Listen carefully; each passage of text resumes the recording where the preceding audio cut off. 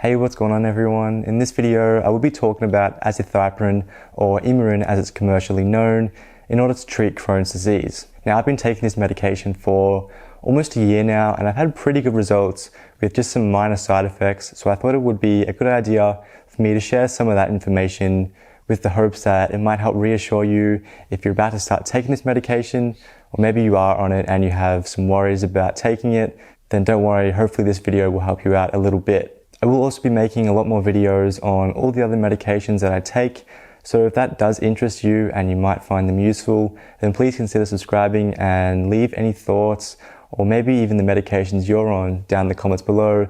That way it's just a bit more of a discussion and I can learn a little bit more about what other people are on in order to help me understand the full extent of Crohn's disease and the treatments that are out there. So what is azathioprine? So it's actually classified as a immunosuppressant.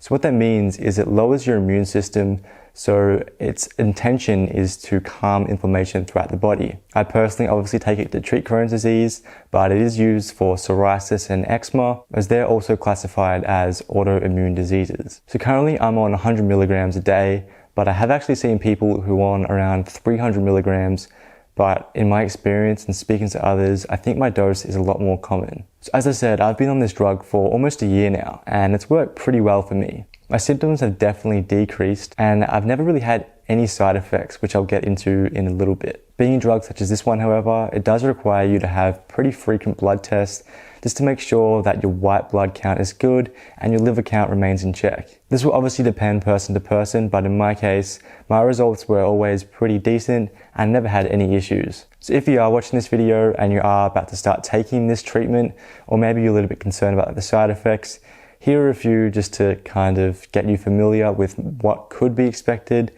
But also these are all very mild, so I wouldn't stress them out too much, as in my case, I never really had any of these. So you might experience some mild nausea, headaches. I had a rash, which I'll get to in a sec, but not a massive deal.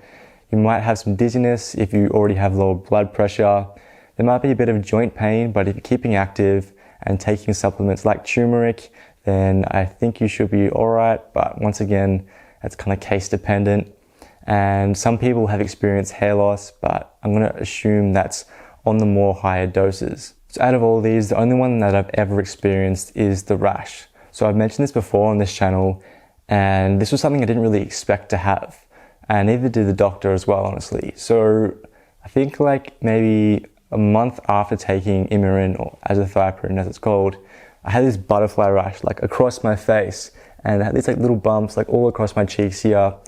And I just felt like my face was constantly swollen or like really, really hot, like I had a fever, even though the rest of my body was completely fine. So it's just a really weird position to be in. I always noticed that every time I had a hot shower, for example, my skin was just so itchy all over, probably because it's dry and I don't know, maybe it doesn't take well to heat. I'm not too sure, honestly. It's passed now, thankfully, but yeah, at the time it was a really annoying thing to have to deal with. And this lasted for like 6 months when I was on that 150 milligram dosage. Especially when I would shave, it really kind of aggravated it, and it would get a lot more swollen, a lot more itchy and kind of patchy all over.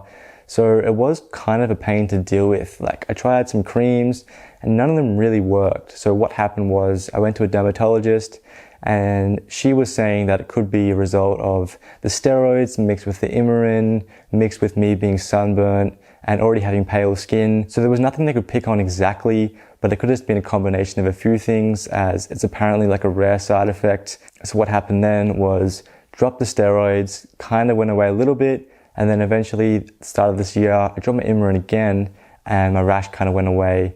Pretty much 90%, I would say. Occasionally, every now and then, I get like these red blotches, but I've always had that as a kid. So I don't think that's a result of the Immuran. I think that's just me in general. With Immuran too, it obviously makes your skin super sensitive to light. So I would go outside in the winter and literally 15 minutes outside, I would be just as burned as I was in the summer without Immuran. So just a heads up, if you are on Immuran or you're about to start taking it, please wear sunscreen at all times. You'll be so much better off. So that was probably the worst thing, but a few other things that did come up was I would occasionally get like warts and skin tags across my body, which was just a pain to go and get burnt off every couple of months. But then again, it's not really a major side effect, so it didn't really disrupt my day-to-day life, but still it's something to be aware of, and you're best to get that sorted before they grow and develop roots as well. So I guess in addition to this, because azathioprine does lower your immune system, one of the biggest side effects is you are more likely to get sick.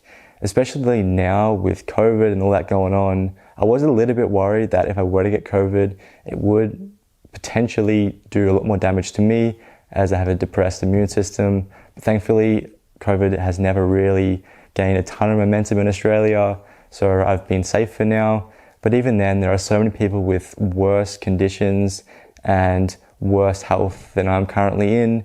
So I'm just trying to remain positive and also be cautious, but not worried too much about it as long as I am taking the right measures. So at this stage, I am on the 100 milligrams like I mentioned, but I am transitioning to the Stelara injections. So hopefully over the next couple months, I'll be able to get rid of Immuran completely. I know it doesn't work for a lot of people, and I know people personally that have really struggled with the side effects, but it's just sometimes one of those drugs that you have to take as a prerequisite for some of the more hard-hitting drugs.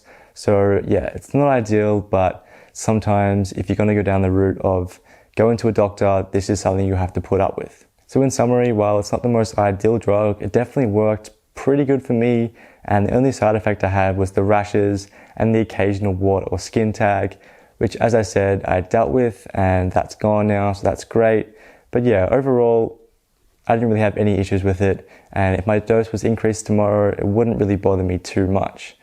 Anyways, if you have some kind of experience with Immuran or azathioprine, I would love to hear your thoughts down in the comments below. But for now, thank you so much for watching, and I'll see you in the next one. Cheers.